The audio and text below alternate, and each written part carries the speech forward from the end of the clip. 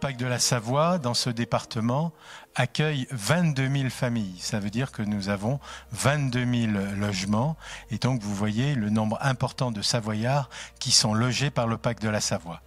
Cette responsabilité est une très lourde responsabilité sur un budget de fonctionnement de 100 millions d'euros. C'est bien ce que je dis, 100 millions d'euros cette année, c'est important.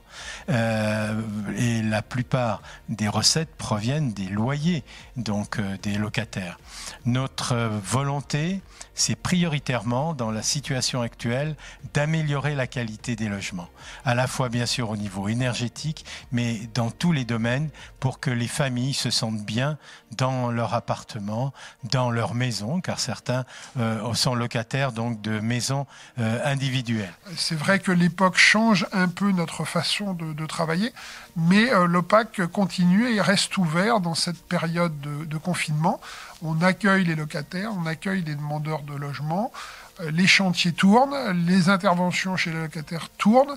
Donc on a des protocoles évidemment renforcés pour protéger les salariés, pour protéger les locataires, pour protéger les entreprises. Mais on doit effectivement continuer à réaliser notre métier, notre activité. Alors évidemment qu'il y a des nouvelles problématiques, c'est des nouvelles problématiques sociétales. C'est un rapport au logement qui est différent.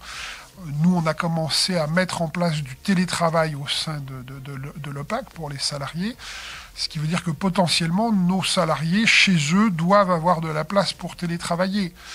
L'aspect sanitaire du logement, la qualité de vie dans le logement, ça prend plus d'importance aujourd'hui.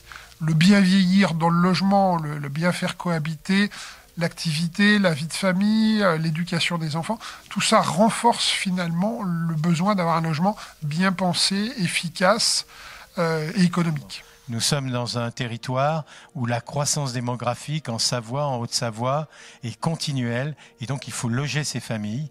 Il y a bien sûr des opérations privées, mais les opérations publiques de locatifs OPAC de la Savoie ont une place très importante dans notre département et nous nous attachons à donner satisfaction à ces familles. À ces familles qui ont parfois des difficultés, comme toutes les familles, qu'elles soient logées par l'OPAC ou par d'autres. Et l'OPAC de la Savoie souhaite une proximité avec ces familles. Une proximité notamment avec les familles en difficulté. Nos assistantes sociales sont toujours à la disposition des familles qui rencontrent des problèmes pour payer les loyers ou pour tout autre problème de leur vie journalière. Aujourd'hui, comme vous l'avez dit, il y a des nouveaux enjeux qui apparaissent. Le Covid, évidemment, il faut y faire face. Le numérique aussi, le vieillissement, finalement encore plus de tensions sur la zone urbaine pour la demande de logement, le foncier qui devient rare, donc tout ça, ce sont des problèmes d'aujourd'hui, de plus en plus forts, sur lesquels il faut effectivement travailler, mobiliser les équipes pour réussir à les concilier.